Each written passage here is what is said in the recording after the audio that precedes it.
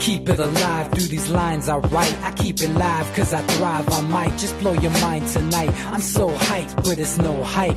From this height, it's direct hits on sight.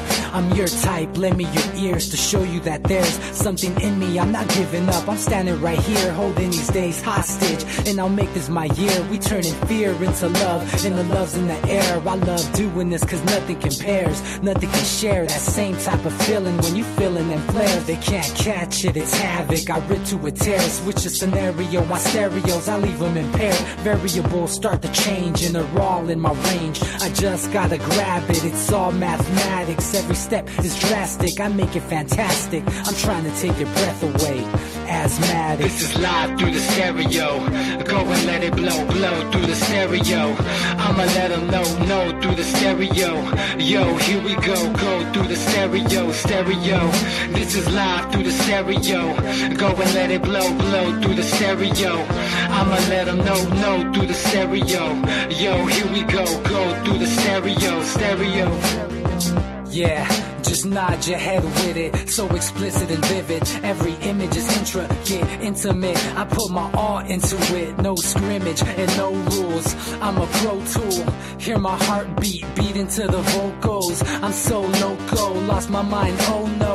It's ponderoso, dope, so no overdose, cause it's dope, yo. Man, this is house grown, mixed with some milestones. So I let the style flow down like the Dow Jones. Bringing it with some foul tones, letting the crowd know we getting loud, so it's eardrum rudiments. Yeah, we bring it rude again. Move, little hooligan. Music for tuning in, full time to the 10. I'm on my clock like I told you. I'm doing this for dreams we pursuing.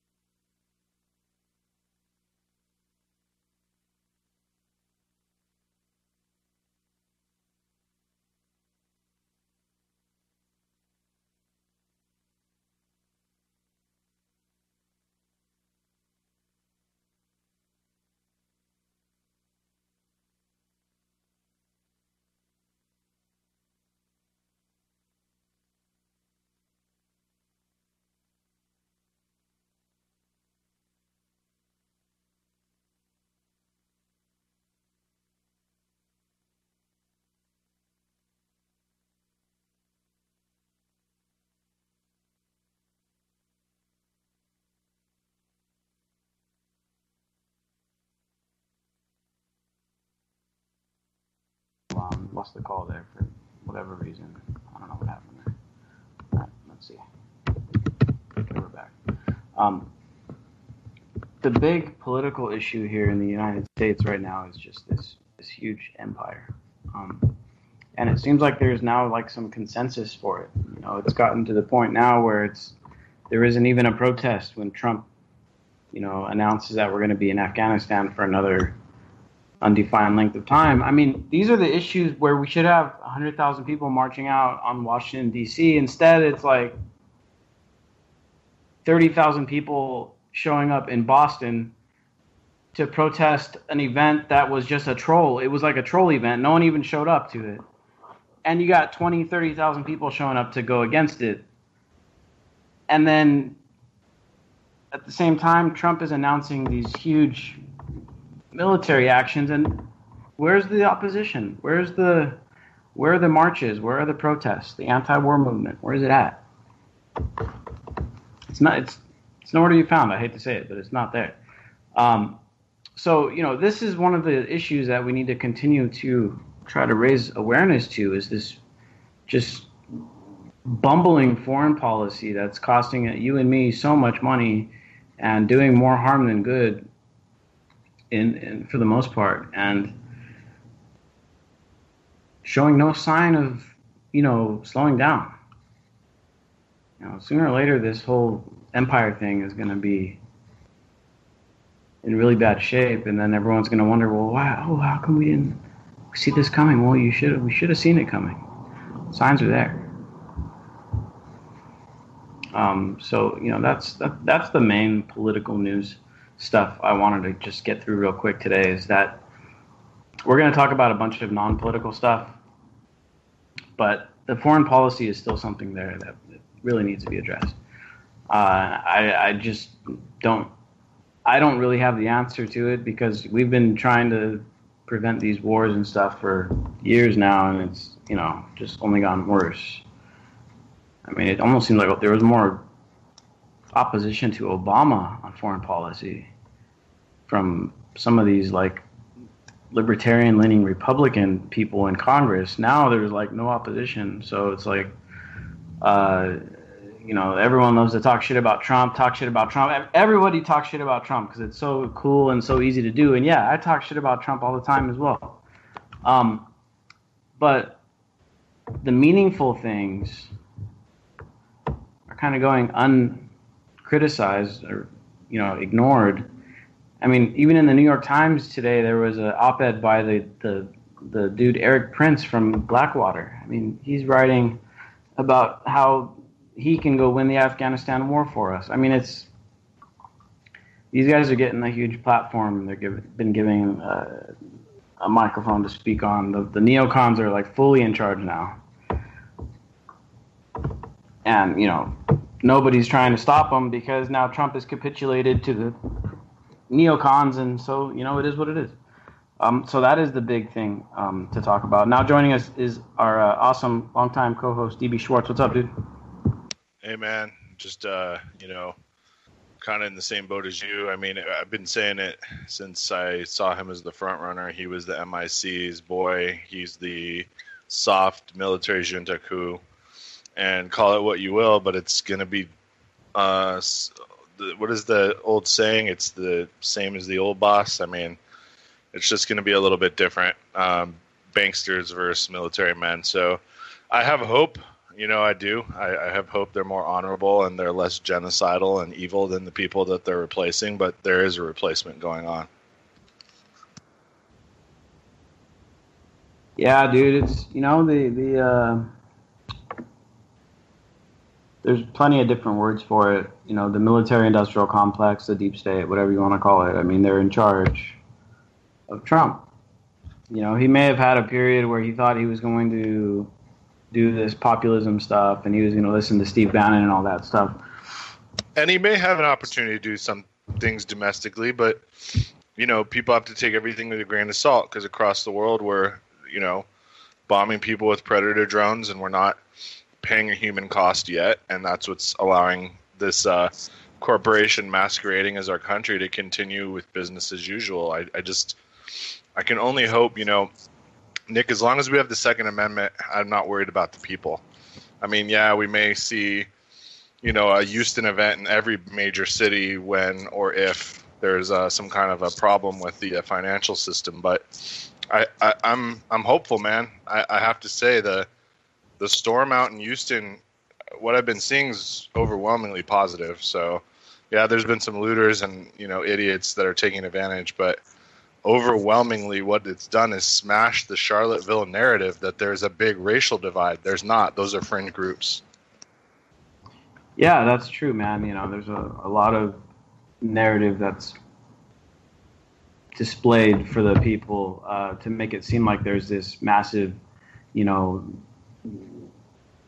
divided country. I mean, in many ways, the country is divided, but it's this whole narrative in Charlottesville about the Nazis versus Antifa and all this stuff. You're right, man. I mean, people are very much in the fringe. There's only small percentage of them, so it's a little dishonest for the media to completely submerge us in that narrative. And so this whole ordeal with Hurricane Harvey has kind of pulled us out of that, and now we're facing an entirely different situation. And that's why I'm bringing tonight. We brought Dan Johnson onto the show to talk to us, because he's been working with some of the grassroots efforts going on with Hurricane Harvey relief and all that stuff. Dan, welcome to the show. How you doing, man?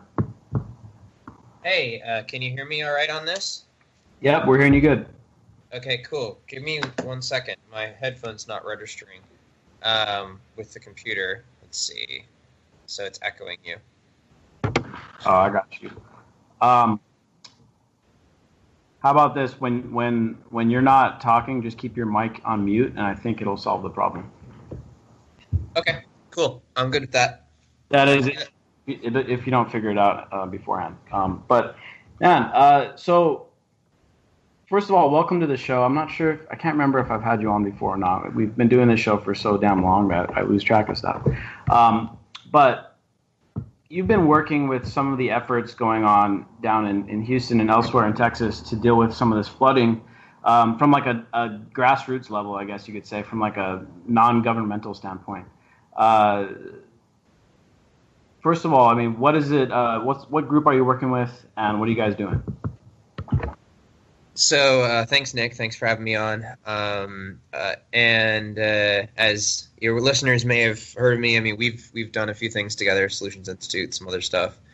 And I don't think I've ever been on the radio show before, but I've been in politics, so to speak, for about 5.5 years, and I'm a little stubborn, so I think it took that long. But I think coming to the conclusion, studying the tax system, and we can get into that later if we want, but studying the tax system, I really came to the conclusion that there's systematically not a way to make government better to the point that people's lives are going to be improved.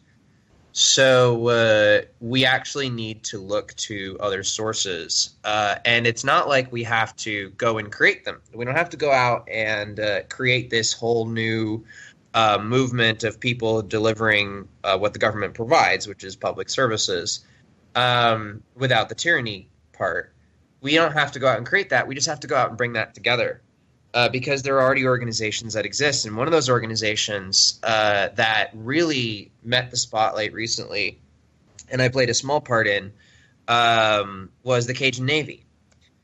The Cajun Navy, for those who don't know, started back in Katrina when the government was restricting people from helping their neighbor, and a bunch of guys with boats just decided to go rescue people anyway. And the phenomenon came back to life in Louisiana in 2016, and then this year the Cajun Navy started to branch out, and it's basically just hundreds and hundreds and hundreds of volunteer boat owners who are prepared for flood rescue, and whenever there's a big flood, they take their boats out. And they have a system. They have a computer system that tells them who needs rescued and who doesn't. They use GPS and all this other stuff. But they go out and rescue people. And they worked in concert with Texas Search and Rescue, Texas SAR, which is a organization that doesn't take any government money, but they're professional rescuers in the state of Texas. Between the two of them, they used technology like GPS and walkie-talkie apps to coordinate, and I was able to help a little bit with verifying people, calling to see if they still needed rescue. And then, there's no comparison when you call to see if someone needs rescued, you put them in the database, and then you find out a few hours later they were rescued. There's no comparison to what you feel out of that. But quite frankly, those groups saved thousands and thousands of people, and they were on the ground in Louisiana before Governor Abbott found it fit to activate the rest of the National Guard, before FEMA even really got there. So they were responsible for saving the lives of thousands of people who either would have drowned or would have ended up much worse off if they had to wait on the Coast Guard or the only National Guardsmen that were there. Wow, man, it's amazing. I've been reading about not only the Cajun Navy, but there's just like a bunch of like spontaneous things happening out there. As you know, Derek Bros is down on the ground in Houston. He lives out there, and they've got the Houston Freethinker organization, and they're organizing, like, collecting donations and relief help and that kind of stuff. So really, this is a great example, I guess, of a couple of things, really. First of all, is just the fact that it's not some monolithic organization like FEMA that is actually the one delivering aid. Even when it is actually FEMA that's there, they may show up a week late, but I think we need to start thinking about things a little differently. FEMA is not FEMA. The people delivering aid for FEMA are just people, just like everybody else. And they just happen to work for FEMA, and they do things the way FEMA does things. But in the end, really, what it comes down to is like people helping people, right? And I can speak briefly to that point. What is the biggest difference between FEMA and the National Guard and all the other government-related disaster agencies and these organizations I'm talking about, and Derek Bros' Conscious Resistance and things like that? It really comes down to one simple thing. FEMA does not have to earn the money they have based on the results they deliver. So FEMA doesn't have to save a bunch of people in order to get funding next year. They just get funding next year. So there's no pressure for FEMA to improve. When we did our research, we found that only half of the money that even goes to them is actually spent on serving people. The other half is complete administrative expenses, managers and highly paid government employees, things like that, and not even people on the ground. And when you look at that type of stuff, the reason why it's up to we the people, it's up to us to take care of each other, and we can't rely on the government, is because we actually have to earn the resources. We actually have to show results, and they don't. So I'm not saying at all, and I wouldn't, that the Coast Guard didn't save anybody. They saved 4,000 people. And I wouldn't say that the government didn't act helpfully in certain areas, but they need to kind of be a backup and not relied on as the primary, because if you do, you have Katrina, and a lot more people died in Katrina than died and will die in Harvey. Yeah, great point, dude. And one thing to me that just makes so much sense is that we should all be looking for doing things efficiently. When you work at a regular job, you try to get your process down efficiently. When you're doing some kind of chore, when you're like mowing your lawn or whatever, you're trying to do it efficiently so you don't have to do extra work and waste extra time. And this, to me, really is the main principle here one of the underlying principles, I should say, of what we're talking about in differentiating between like FEMA and spontaneous organizations, grassroots organizations. With FEMA, what you have is like a trickle-down, like, I don't know what they call it, trickle-down state socialism or something, where basically they're taking your taxes, it gets given to an administrative entity, they distribute it, like it trickles down from like in a pyramid fashion. And at the very bottom, there's, whatever's left is used to actually give people housing or food or water in the case of an emergency, whatever FEMA is actually used for. But like you said, about half of the resources wind up not even going to helping anybody. They go in to give someone a job which is in the end taking money away from people who need help. So I think the big difference here is that spontaneous organizing or grassroots organizing for disaster relief, but that's only one example. We could apply this example to a bunch of different areas. It's much more efficient to give money directly to someone that's right there on the ground, kind of doing the work, saving people. And I think this kind of it's amazing because this is really the new future. Like we've dealt for a long time recently, in the last decades, highly centralized organizations and highly centralized communications, highly centralized economy. Now we're starting to see the power of decentralization. And that's really what makes these efforts much more effective. They're quicker, they're faster, they're cheaper. I mean, I can't imagine what it costs FEMA to rescue one person with their budget. It's probably millions of dollars or something. When it comes to these grassroots people rescuing people, it may only cost $50, $100 a person between gas and resources and all that to rescue people. I mean, we're talking about a huge, huge difference in efficiency by going a decentralized route rather than going through this massive, pyramid scheme. Or, it's not really a pyramid scheme, but it's a pyramid structure, and it wastes a lot of money and time and resources. And people. Like, this isn't talked about enough. And you're absolutely right, everything you just said. But I just want to drive this point home. One of the examples that I use all the time when I'm talking about why do we, the people, need to provide the public services? Why should we rely on us first? Well, one of the things that people generally look to government as providing is welfare. This is very simple. It's basic cash assistance.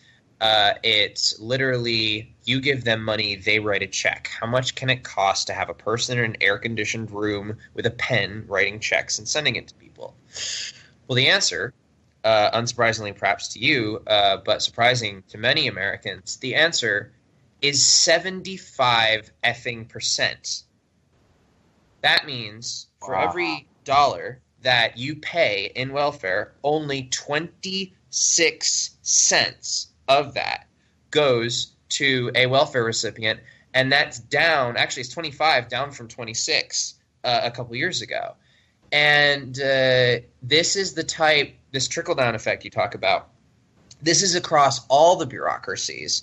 But the point I want to make is how many of those people, let's take the welfare example, how many of those people are harmed? How many of those people can't, take care of their kids, can't get a check, can't get help when they need to bounce off the social safety net because of that? And in the disaster relief, it's even more stark.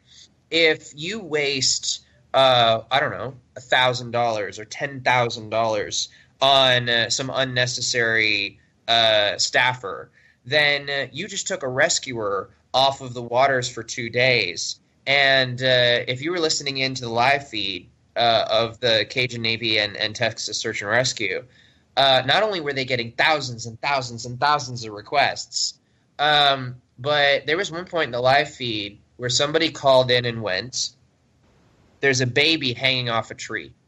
The parent just drowned. And everyone on the live feed just, you almost can hear a hush for a second. They send a dispatch out. And everything from then, there's kind of a tension in the air. And about 10 minutes later, somebody comes on the chat and goes, the baby is safe. And there's a huge sigh of relief from everyone on that chat. And wasting dollars could have cost that baby. I mean, if they weren't there, the baby would be dead. That's as simple as it gets. And so I just want to call out the human cost. It's not just dollars. There's a real human cost inefficiency. Wow, dude, that's crazy. I think I may have read about that story. That's just insane. I think people don't realize how big of a city Houston is. I mean, Houston, and we talked about this on the show on Monday night. I mean, I've been to Houston quite a few times. I consider it almost like my second home, and that place is huge as hell. I mean, imagine imagine a city kind of like LA. I know most of my listeners have been to LA. You know, imagine LA, just a little more spread out. That's kind of like what Houston is, and imagine a lot of that being underwater. I mean, it's insane to think about the level of response that is needed for that. And of course, the local officials were overwhelmed immediately. In fact, I mean, the cops are probably leaving their posts and going to their houses and securing their own situations and taking care of their own families. Like, this is another reason why these organizations are so needed. I mean, if you look back at Hurricane Katrina in New Orleans, the cops kind of took a huge blame in that catastrophe because they skipped town or left their posts, left their jobs, and kind of just let whatever happen.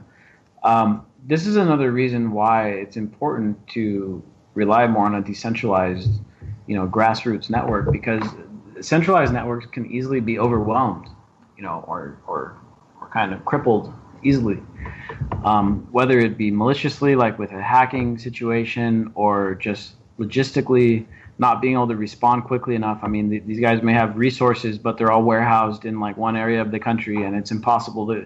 It takes several days to get them to the location they need to get them in. On the other hand, one of the other stories I was reading about today that I found pretty interesting. A local furniture store opened up its doors, and of course, a lot of the religious facilities open up their doors as well. And the huge story about Joel Osteen and stuff, super viral. But at least we can say his church is open to the public now. But interesting story was the furniture store opening its doors, and they got a bunch of mattresses for sale. They let people come in, sleep on the mattresses. Localized resources can be unlocked much quicker than relying on FEMA, who, like I said, is warehousing their shit somewhere in Maryland or who knows where, Virginia or somewhere, and they have to try to get all these resources out to Texas, and we all know how far of a drive that is. It's challenging. So having these newer, thanks to technology and thanks to the internet and smartphones, we're able to unlock decentralized communications and organization and stuff like that. This is going to change everything, and sooner or later, I think we're going to get to the point where we're going to start saying, well, why do we even have FEMA when they show up days late? They're slow, they're costly.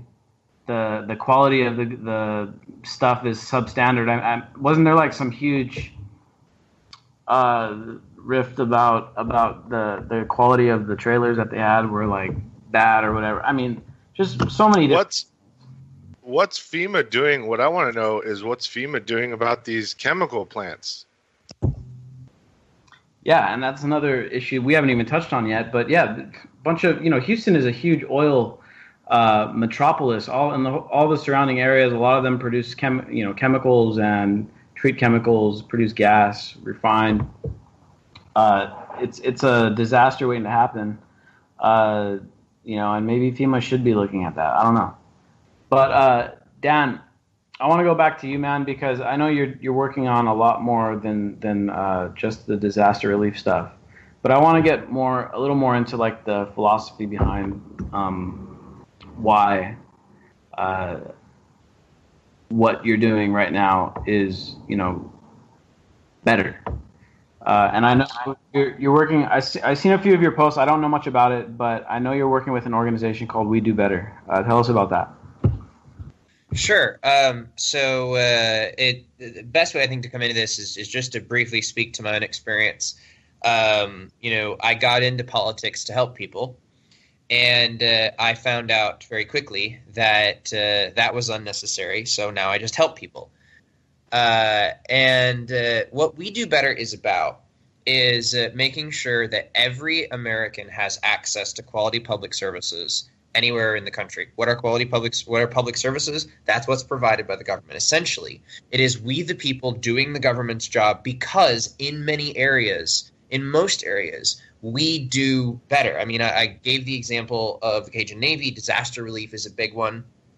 Another great example that you can throw out there is education. Many people don't know that there's a company out there called Praxis. Your average education at a state college is going to leave you about $35,000 in debt, and you're going to have a 1/3 chance of getting a job in your chosen career field. Whereas this company called Praxis, if you're accepted when you apply there, even though it's $12,000 tuition, you get a $14,000 apprenticeship to go with it. And after 9 months, 98% of Praxis graduates have a job. The average salary is $50,000 a year. These are out there. But the problem is nobody knows they exist, or very few people know that these examples exist. And so in order for Americans to have access to what we consider high-quality public services, in order for Americans to have access to those, we need to start by first identifying these organizations. Where are they? If you're listening to this broadcast right now and you know of an organization or a company that does a better job in some area of public services, whether it's police, whether it's even garbage pickup, whether it's disaster relief, whatever, you know of an organization that has the data to show they do a better job, there's a submit form on the website, wedobetter.org. Click on that, submit the organization, give us the information. Number one is identifying those organizations and connecting the community with them. Speaking to the people who are concerned maybe about government overreach in the audience, probably your whole fan base. But speaking to those people, if someone goes, hey, I need food. I don't know how I'm going to feed my family tonight. Do they always know where to go? In your community, do they know where to go? Because if they don't, they're going to go to the government. And they're going to get a substandard level of care. They're going to get a substandard level of service. And their family might be in the lurch for that much longer. You see, government was formed and the government agencies were formed to solve problems.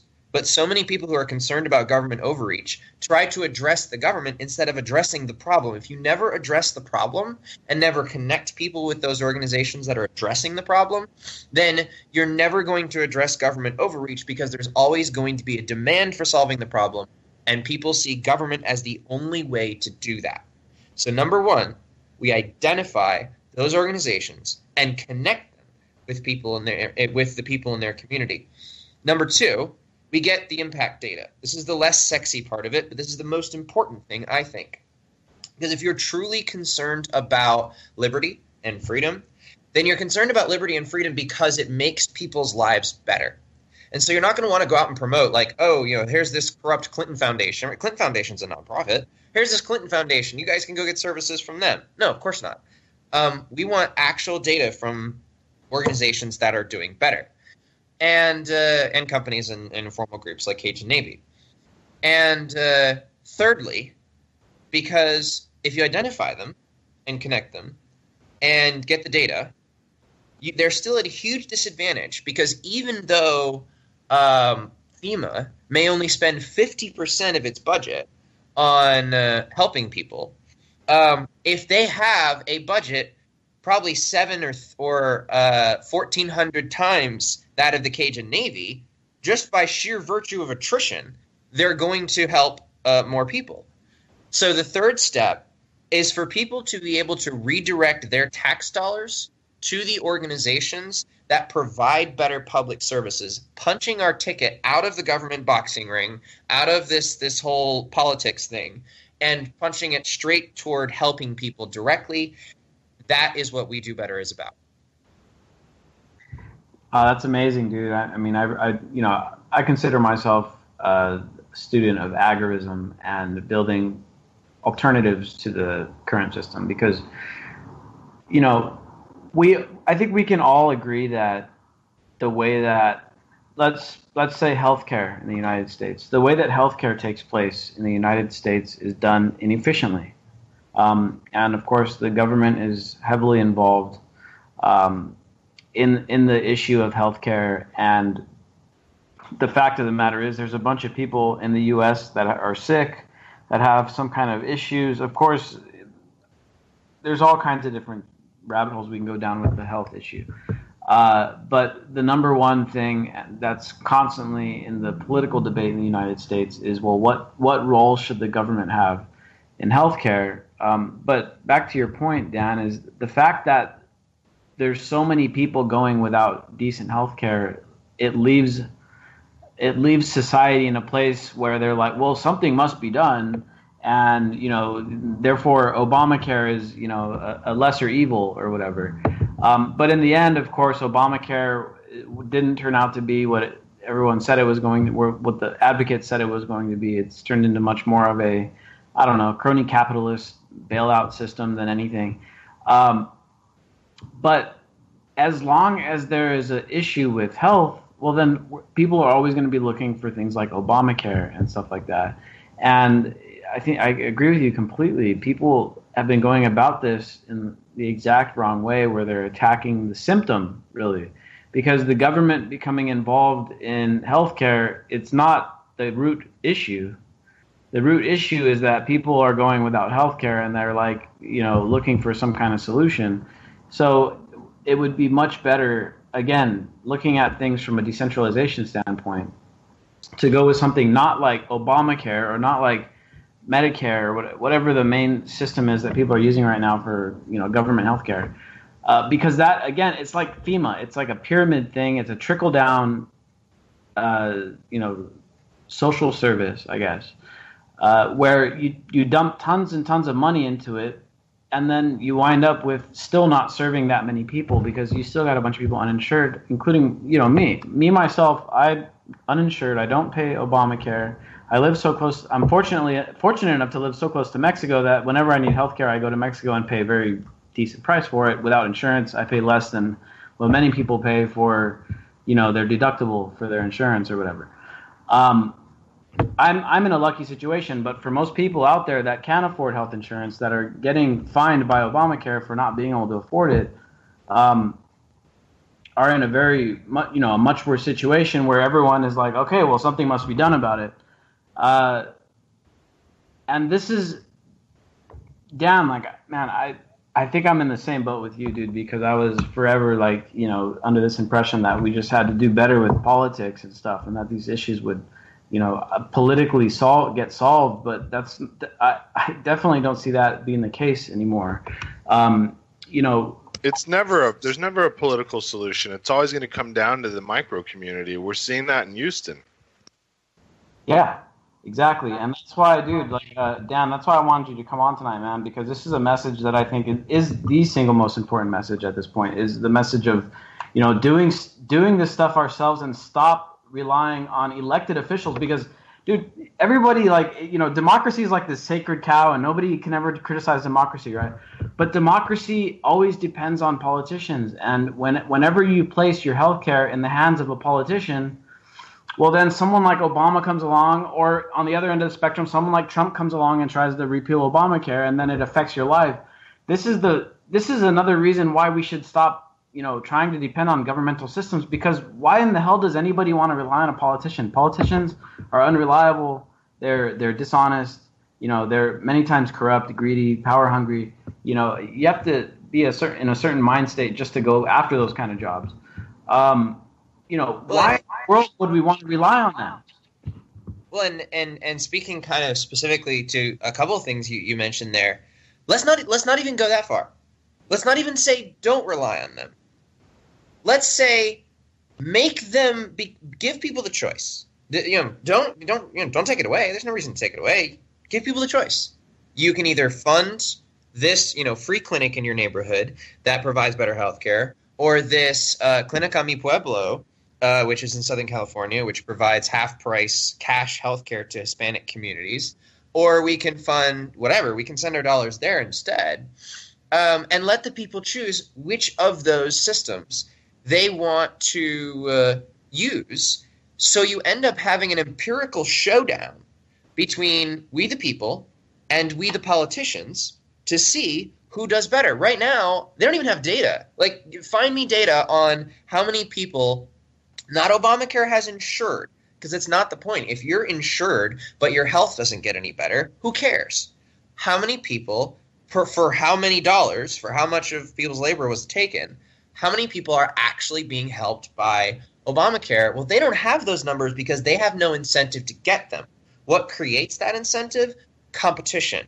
When somebody can take their dollars and send them somewhere else, now all of a sudden the government even has an incentive to improve. So let's not even go that far. Let's just not just say, oh, let's completely stop relying on them. Let's just start with giving people the choice to go somewhere else. Let them know that somewhere else exists. Let them know they can send their resources somewhere else, and then let the communities decide.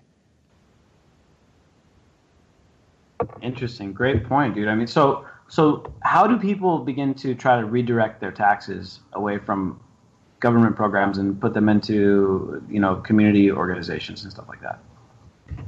So we adopted a model that is currently active in Arizona. The whole point of the organization name, We Do Better, not We Can Do Better, We Do Better, is we already are doing better. We have solutions, not alternatives, because government's not the primary. And we're able to redirect our efforts, time, attention, and dollars to those solutions. So in Arizona, for the past 20 years, taxpayers have been able to redirect up to 200 of their state tax dollars to any nonprofit organization that primarily assists the poor. That worked so well that a couple of years, last year, they doubled that to $400 per person. Again, they're able to redirect away from from the state government to these organizations, and we'll have a mini documentary coming out about that soon and the impact of that. Just giving you a little bit of an idea of the impact. We sat down with several nonprofits in the state and asked them, well, what's the impact of this? One of the guys, he ran a domestic violence shelter. He'd been running it for 28 years. And it was 80% funded by federal and state grants. And he's, being interviewed, and I'm thinking, oh boy, so he's going to jump on here and extol the virtues of government funding. But actually what he said was that nonprofits need to start stepping away from that funding, that their time is over. And he goes on, the grants that they get from, just to give you one small example of what happens when you give politicians total control over how we help people. The grants they receive from the Department of Justice don't allow them to spend any money at their shelter on places for pets. Now, why would you want pets at a domestic violence shelter? Well, it turns out that 60% of women do not leave an abusive relationship because they cannot bring their pet with them.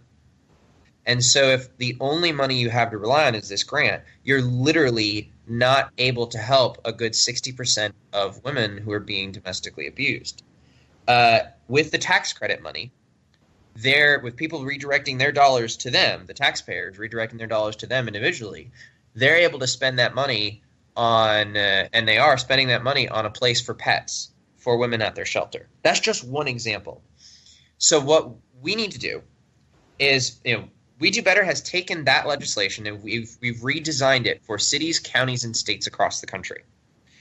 What people need to do, and we have a process that you go through, but the end game is in your community, after you start by connecting the organizations to the people in your community so they can get the best public service, they know where the best public services are, then you get the universal tax credit passed, universal charitable credit, that allows taxpayers to literally just check a box on a form that told the government, by the way, I sent my money to the organization that is delivering the best public services in my community instead of you. It's totally doable. We have the data from Arizona. 117,000 taxpayers used it in Arizona the last time we have the data, which is a couple of years ago before it doubled.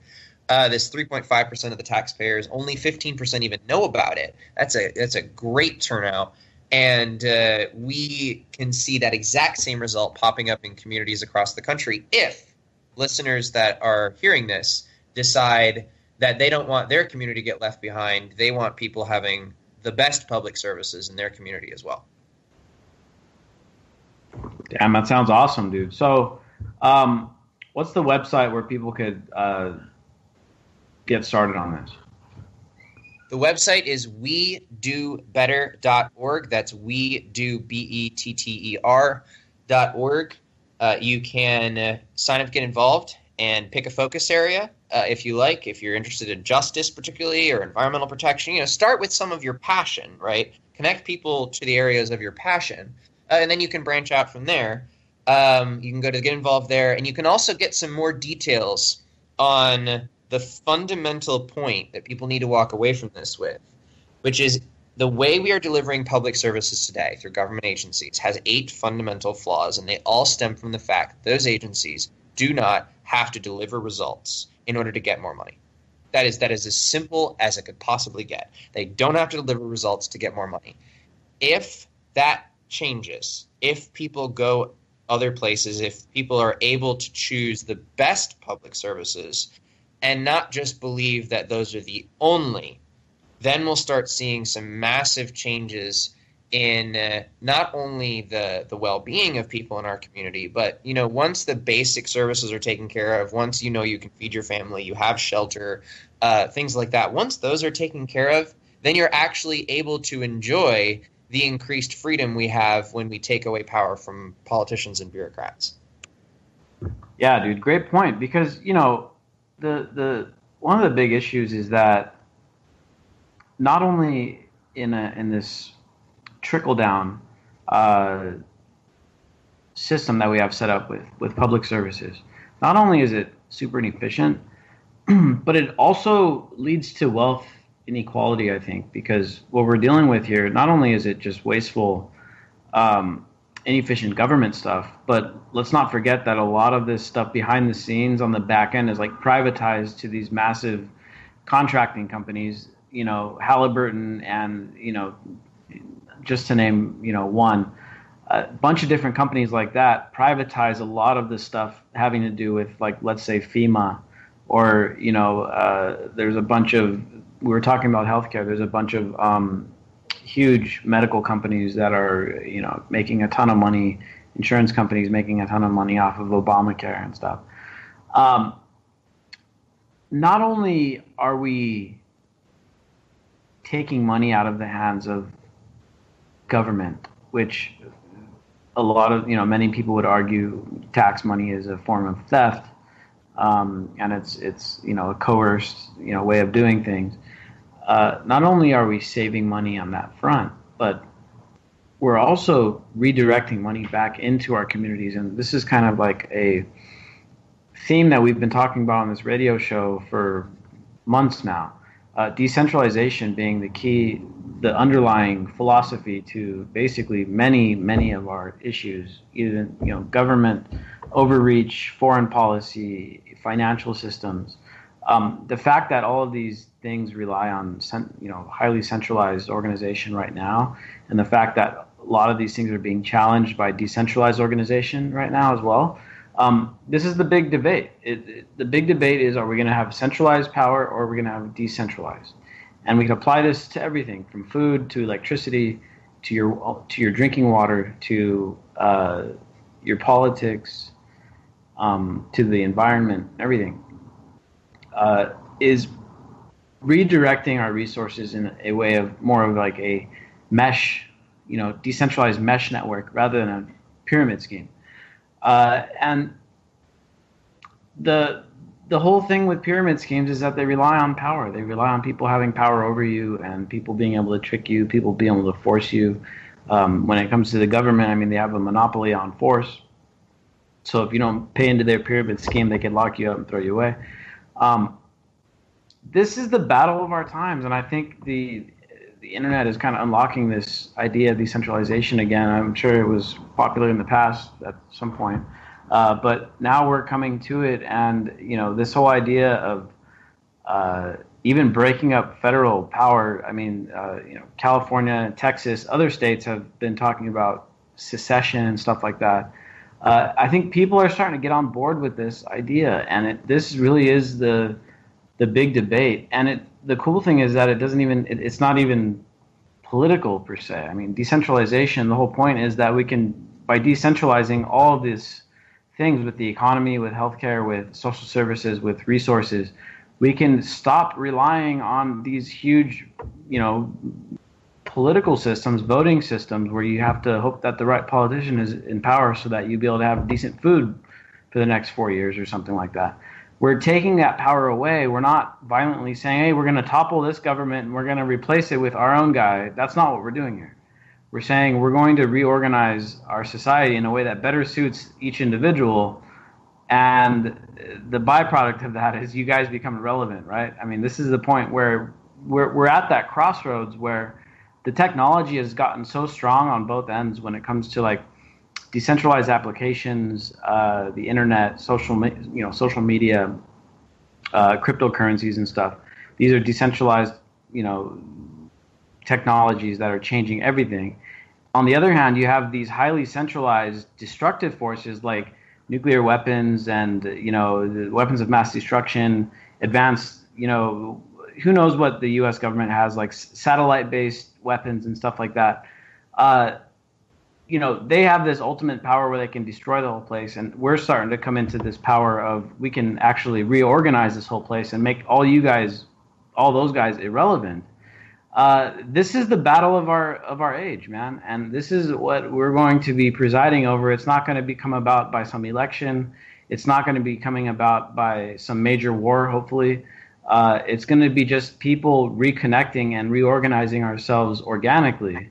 Because right now, the way society is set up in many ways, it's inorganic. Like building shit up the way it's built right now is not how it's supposed to be happening. It's like when Henry Ford invented the car, he didn't run around and launch an anti-horse campaign. He didn't harass horse owners. He didn't drag horse owners in the street to be beaten. He simply invented the car. And he said, look, the car's better. Why don't we use the car? Now, it took a lot of effort. It took a lot of time. It took a lot of people's energy and imagination to make sure that every American had access to. Most Americans now have access to a vehicle. But not every, but a good amount have access to a vehicle, certainly more than have access to a horse. It took a lot of energy. It took a lot of effort. But it started with a simple solution, that we have something better for the purposes of the horse. Therefore, use our thing. And eventually, the horse became redundant. And the best part about this is the horse owners weren't harmed.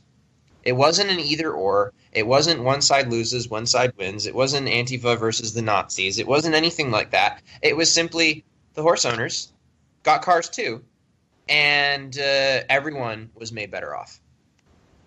Yeah, it's an interesting comparison, and it's true, man. I mean, I guess the first most obvious use case, besides what's happening right now in Houston with the disaster relief and the decentralized relief taking place down there, which is off the charts. I mean, another one of our guys, Aaron Nelson, is working with some of the relief efforts, organizing and stuff. And like the amount of people that are being saved, it's up into the thousands. Thousands of people are being saved by this effort, and it's amazing what's going on. So besides that, the next most obvious use case going on is with cryptocurrencies, with the mainstream adoption beginning of Bitcoin and other cryptocurrencies. This is going to change the financial system, and this is going to have major impacts on also the organization of our society. Because right now, the way it's set up is, we got like the Federal Reserve, and it's made up of a board of governors, many of which are made up of former banking executives, Goldman Sachs in particular. And so the monetary policy of the United States, which is a massive instrument, is controlled by like the banking establishment. And because of that, they're able to more or less set it up so that they profit off of us a lot. If you look at the charts from, income against cost of living, after the 1970s, I mean, there was like a disconnect that it went, the cost of living skyrocketed, the income stayed down. And that had a lot to do with the way the Federal Reserve works. But if you also look at who actually did get a lot more money, you see that the 1%, we always talk about wealth inequality. There's 1% of people own more wealth than like the other, 70%. I don't know the exact number right now. I know there was like 6 guys that owned more than half or something. recently. The whole financial system now is going to be facing a decentralization disruption, where a bunch of people are going to gain access to a whole new financial system that's decentralized, and it's going to be beneficial to us. And if you look at people, we've been talking about cryptocurrencies pretty often on the show. People who started buying into them when we first started talking about them have probably like tripled or quadrupled their value of what they're worth. So obviously this is a huge disruption. Dan, I wanted to get your take on cryptocurrencies and how it kind of ties in with all this decentralization, philosophy. Wouldn't it be cool if when you worked and you put your labor towards something that you actually got the value of that labor? That'd be ridiculous, wouldn't it? If the value didn't depreciate over time. If it wasn't like, okay, well, this week you worked 40 hours and it was awesome and great, but if you put that money in a savings account 20 years from now, it will be like you worked 20. I'm sorry. If you switch over, if people are able to use things like Bitcoin, like cryptocurrencies, which have a store of value, which have instantaneous transaction, which have instant verification, things like that. If people were starting to use these, then their labor isn't affected as much by inflation. The poor tax or the regressive tax or the silent tax, whichever one you want to refer to it as. A big deal for people is they should get paid what they're worth. And if they're paid what they're worth, 20 years ago, but it's inflation's gone up since then, and they're no longer paid what they're worth, that's a real problem because it means all the effort they're pouring into the system or all the effort they're pouring in themselves, they're not getting the just reward from it. So I think cryptocurrencies is another great example of we doing better, the we being we the people. It's another great example of a community coming together and inventing something that solves a problem. And I think one of the biggest things about the adoption of Bitcoin is governments tried to stop it at the beginning. California Attorney General tried to stop Bitcoin, issued a subpoena to the Bitcoin Foundation, if you remember that, saying that they were counterfeiting currency and stuff like that. The government tried to stop it, but they weren't able to.